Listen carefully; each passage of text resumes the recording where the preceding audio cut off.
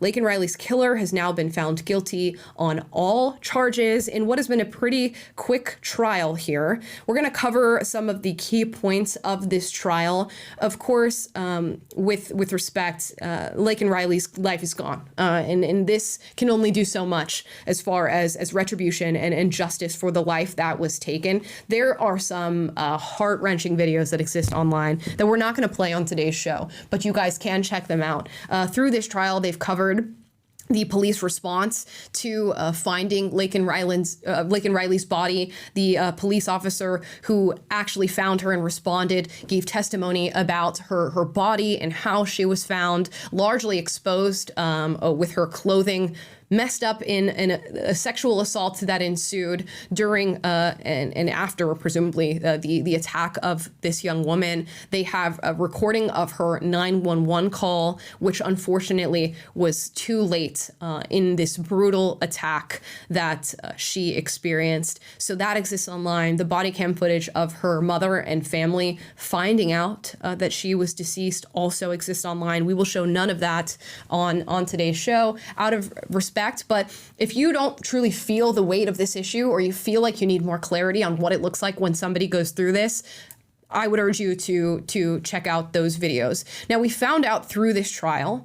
that Jose Ibarra, the killer of Laken Riley, actually got to Georgia, Athens, Georgia, where he would take Laken Riley's life on your dime, with your tax dollars. Your government paid for him to get there. This was unearthed in the trial on day 2 as Jose Ibarra's roommate discussed how they made it over to Georgia. Someone else that you got to know that you lived with while you were here in Athens? ¿Alguien más que llegaste a conocer que vivió con ustedes aquí en Athens? Giancarlo Hernández. Giancarlos Hernández. Okay. And how did you get to Athens? ¿Y cómo llegaron a Athens?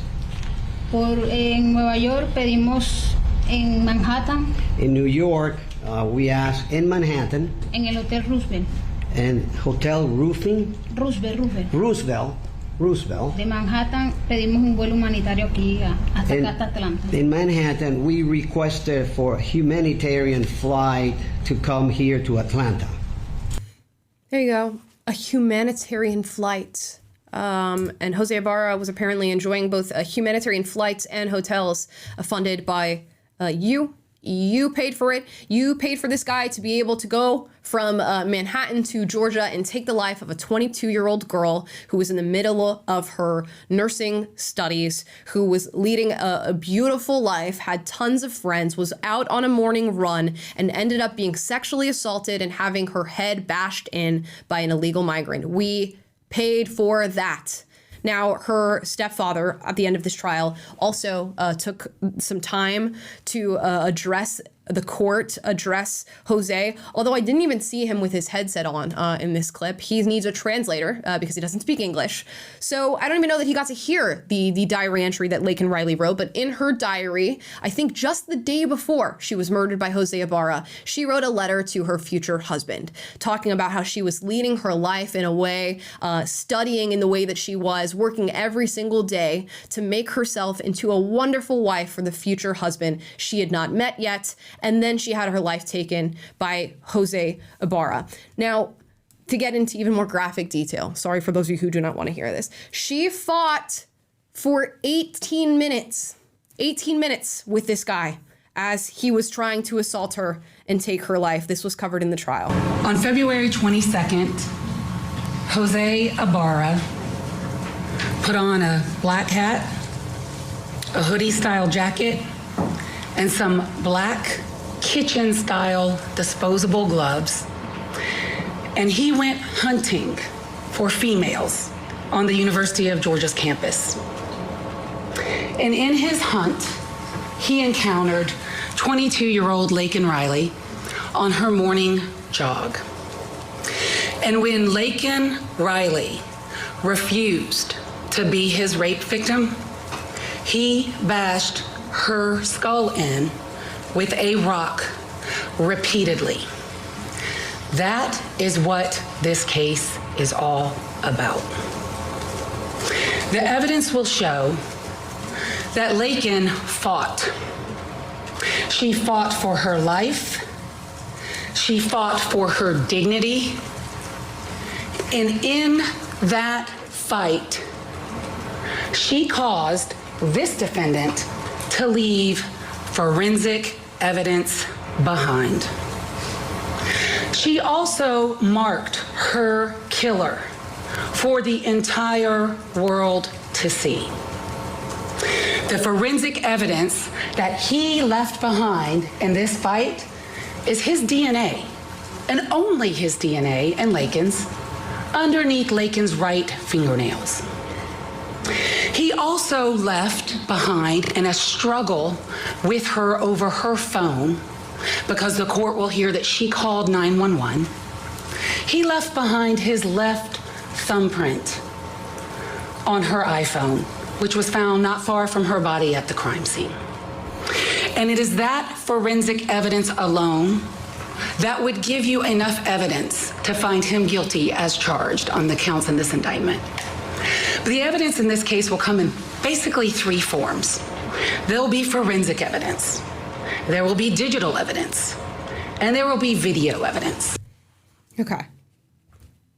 Absolutely just insane. And mind you, this was something that during the whole campaign, when they were going back and forth with Trump and Kamala would barely address what was going on with these families, took no accountability whatsoever. While she was marching out her celebrities, whom she paid millions of dollars to come to her rallies and shake their ass and sing rap songs and endorse her, Trump was campaigning with the family of Laken Riley, who had to experience this, with the family of Jocelyn Nungaray, who had a 12-year-old girl who was also raped and murdered by illegal migrants. These are the peoples whose lives are being impacted by this. And it's only going to get worse from here if we do not get a handle on this issue. I urge you to do anything today for 18 minutes and to truly gauge how long of a time that is to be fighting for your life as a 22-year-old woman against a grown man.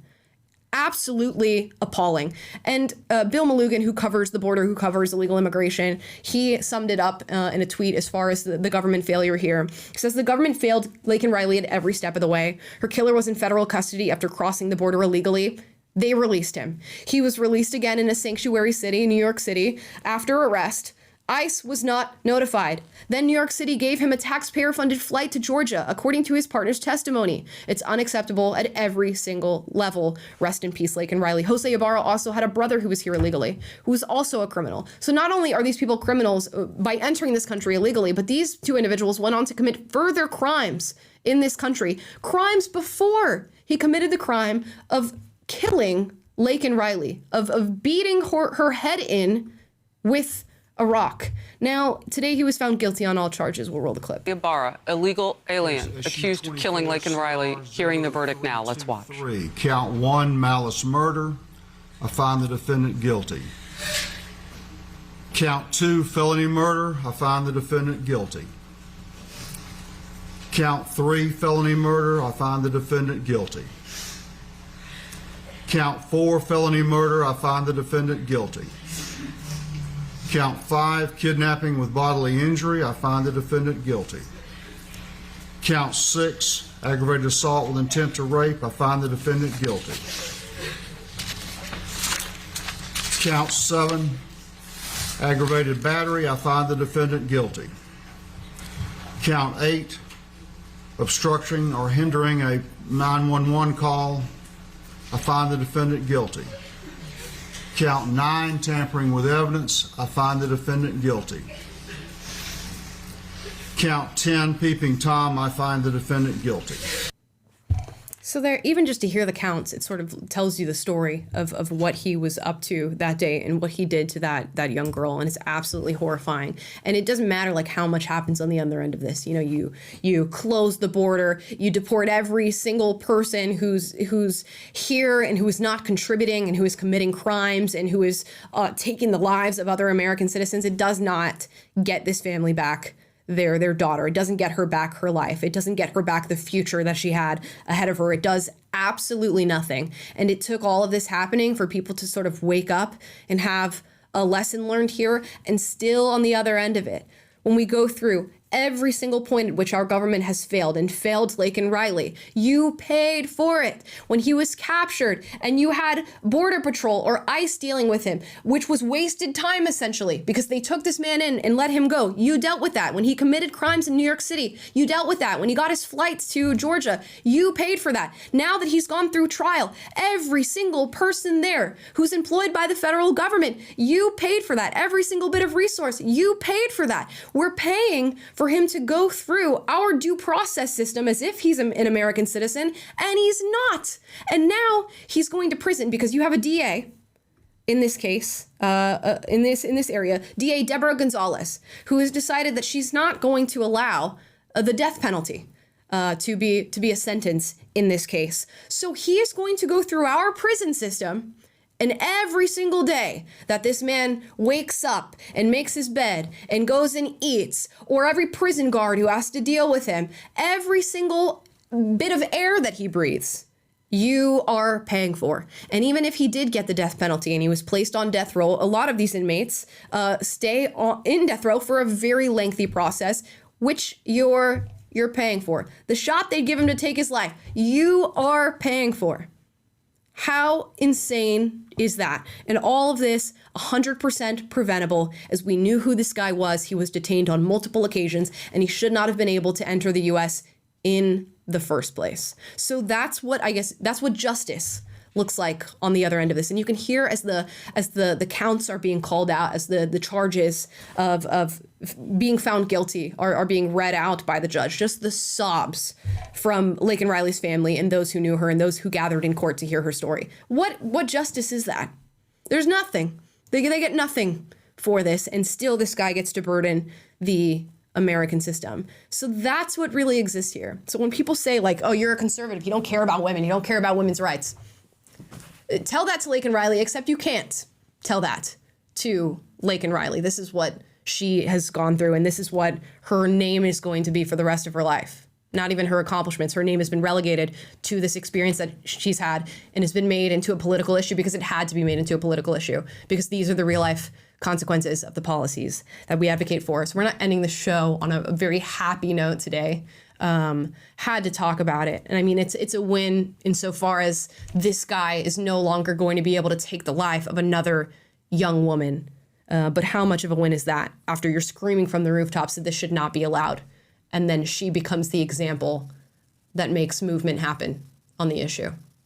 Where my mind goes hearing all this is like, what was it all for? What was the purpose of this? And the best answer I can come up with is so that the Biden and the Biden administration could score some political points by saying we reversed what Trump was doing at the border because we're more compassionate. And this is what an entire, side of the political aisle supported, and the media ran with this narrative and kind of covered up the just insanity that's been going on at the border over the last 4 years.